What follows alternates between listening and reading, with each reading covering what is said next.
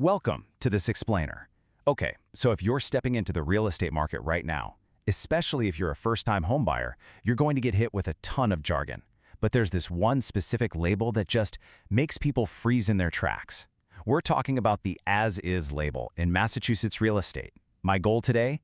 To break down exactly what this actually means, pulling straight from the insights of the real estate experts over at REMAX Liberty. We're going to cut right through all that confusion, stick to the facts, and honestly, get you feeling incredibly confident about your next moves. So, the big question. Does as-is automatically mean disaster? Look, if you're a first-time buyer and you see those two little words on a property listing, I bet an alarm bell immediately goes off in your head, right? You're probably thinking, oh great, I'm signing away all my rights and walking blindly into a total money pit. You know, crumbling foundation, leaky roof, the whole shebang. It feels like this giant flashing warning sign telling you to literally run the other way. But, as we found out, the reality is actually way more nuanced and a lot less scary than that initial panic. Okay, let's dive right into this, because there's a massive disconnect between what we assume and what's actually true. The super common buyer assumption? That the seller is just flat out refusing to make repairs, meaning the house must be hiding some catastrophic problems. But the actual Massachusetts reality? It's really just a boundary-setting negotiation. A lot of times, it just means the seller simply won't do cosmetic fixes. You know, minor touch-ups. They're just telling you right up front, hey, we're not going to haggle over a scratched floorboard or an old dishwasher. It's about setting expectations, not flashing a distress signal. And honestly, here is a massive sigh of relief for you. As is absolutely does not mean zero transparency. You are not flying blind here. The whole point of the label is just to help you understand the baseline condition so you can make an informed choice without expecting a brand new, totally flawless house. Which brings us to a concept you really need to make your absolute best friend: due diligence. This is your retained right to actually conduct inspections and understand the true condition of the home before you completely commit. This is literally crucial for first-time buyers to internalize. As is does not mean you lose your right to inspect.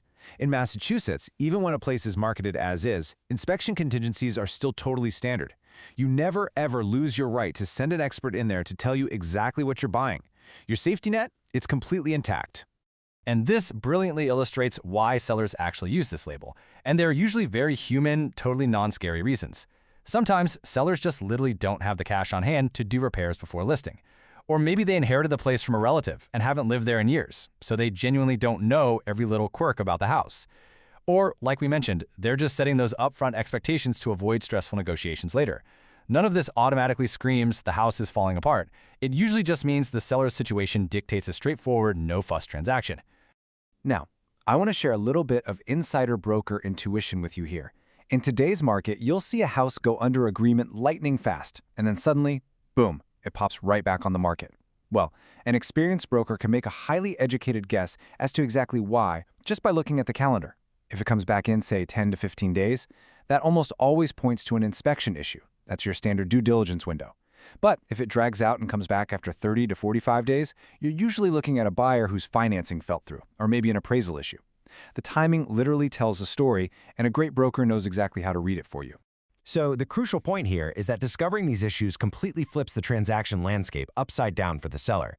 First, it alters future negotiations because, well, the secret's out. Second, it really decreases buyer confidence when a home randomly pops back on the market.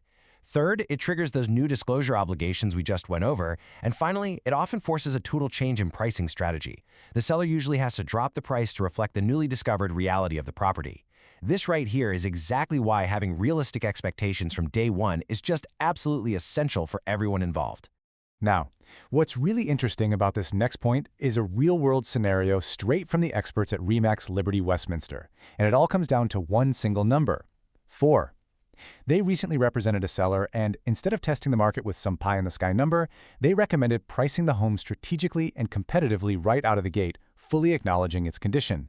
And because they used that thoughtful strategy, they generated exactly 4 strong early offers right after hitting the market. And here's how that specific story ends. They noted that because the home had been positioned so thoughtfully from the start, when the first buyer actually did withdraw after their inspections, they were able to move directly to a backup buyer. Major headache for the seller completely averted. Because the broker had cultivated multiple offers through smart pricing and super clear communication, the seller didn't have to suffer through putting the property all the way back on the market and doing endless showings again. They just seamlessly pivoted. That is the incredible, tangible value of expert guidance in an as-is situation. So, I'm going to leave you with this final provocative thought. In an as-is market, is your due diligence, and more importantly, is your broker actually ready for the challenge? That as-is label absolutely does not mean you should run for the hills, but it does mean you need to walk forward with your eyes wide open, your inspection rights firmly in your back pocket, and a seasoned professional right there by your side. Secure a strong broker, lean into that due diligence process, and you can absolutely navigate even the trickiest listings with total confidence. Thanks for joining me for this explainer, and hey, happy house hunting.